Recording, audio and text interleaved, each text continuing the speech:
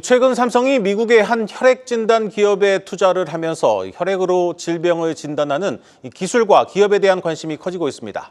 산업부 김수진 기자 나왔습니다. 김 기자, 사실 이제 혈액 진단이라고 하니까 이 실리콘밸리 최대 사기극을 벌인 미국의 이 테라노스 사태가 좀 사실 떠오르는데, 최근 나오고 있는 혈액 진단 기술들은 좀 믿을만 한 겁니까? 이제 테라노스의 과거 캐치프레이즈를 보면요, 혈액 한 방울로 모든 질병 진단이 가능하다면서 1조 원이 넘는 투자금을 받아갔습니다. 관련 기술 연구자들 말에 따르면 그 당시에도 국내에서는 불가능하거나 사기라는 의견이 조금 팽배했다고 합니다. 네. 혈액 진단 기술이 우리 몸속에 돌아다니는 특정 바이오 마커를 찾는 그런 기술이거든요. 이 암의 예로 들어보겠습니다. 정상 세포가 아니기 때문에 암 세포에서는 특정한 단백질 조각들이 나올 수 있는데요. 혈액에서 이런 조각들이 검출이 되면 특정 암을 의심할 수가 있는 겁니다. 네.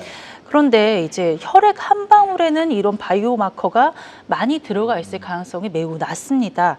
60kg의 성인 남성이라고 가정하면 몸속 혈액이 약 4,800ml가 있는데 한 방울이라고 하면 0.1ml도 안 됩니다. 네. 현재 개발 중이거나 상용화된 혈액 진단 기술을 살펴보면요, 대부분 우리가 건강검진할 때 뽑는 양인 2에서 10ml 정도, 이 정도가 필요하거든요. 네. 당시 사기성이 짙었던 테라노스의 투자금이 몰린 이유는 혈액 진단 기술에 대한 필요성이 컸기 때문입니다.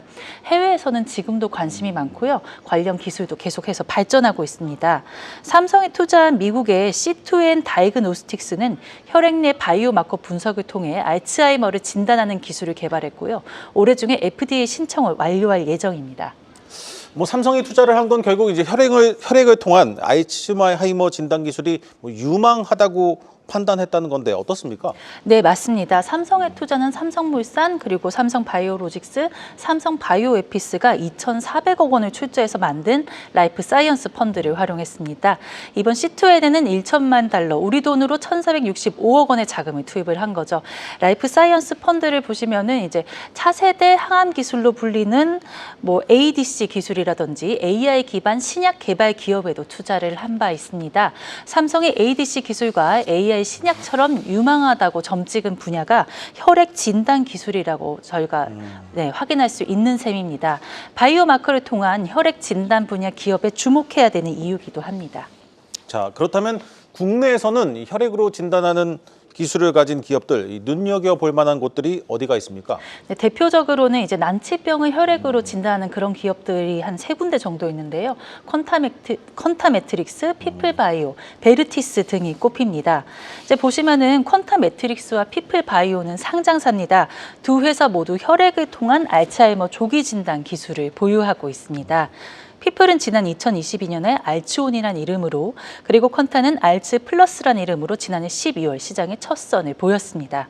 그 피플바이오의 경우 최근에는 치매와 루게릭병의 원인 바이오 마커를 혈액에서 검출할 수 있는 신규 기술을 학회에서 발표해서 투자자들의 관심을 조금 받기도 했습니다. 베르티스를 살펴보면요, 올해 코스닥 상장의 목표인데요, 기술성 평가를 현재 받고 있고요. 마스토체크라는 유방암 조기 진단 검사 기술을 가지고 있습니다. 베르티스는 혈액으로 췌장암을 조기 진단하는 기술 또한 가지고 있는데요, 아직 상용화는 되지 않았고 식약처 허가를 위한 임상 중에 있습니다. 이 상장사 두 곳 모두 아직까지 돈을 버는 단계는 아닌 것 같은데 성공 가능성은 있습니까?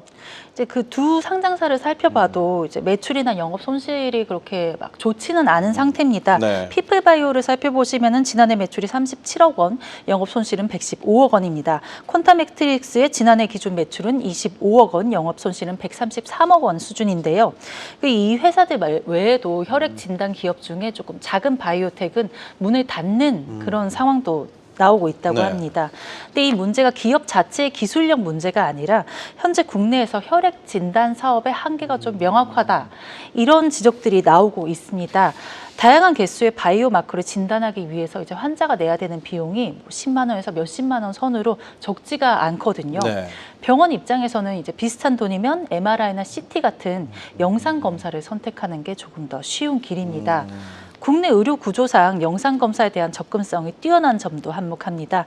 미국을 살펴봐도 이런 영상 검사를 받으려면 배 이상의 비용이 든다던가 긴 대기 시간이 필요하거든요.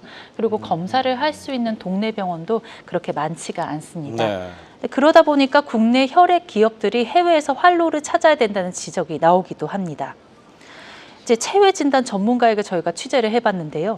민중원 중앙대 융합공학부 교수는 해외 진출 확대를 위해서 해외 임상 지원 사업을 확대해야 하고 규제 혁신을 위한 국가 부처 간 협업도 확대가 필요하고 그리고 기존 기술 상업화 지원 등 국산화 사업 확대 등이 필요하다고 밝혔습니다. 이제 보시면 결국에는 기업들 선에선 한계가 있다는 뜻이거든요. 네. 활성화 대책 등을 통해서 우리 기업들이 경쟁력을 가질 수 있게 지원해줘야 한다는 겁니다. 글로벌 혈액 진단 시장은 2032년에 2천조 원에 달할 것으로 전망이 됩니다.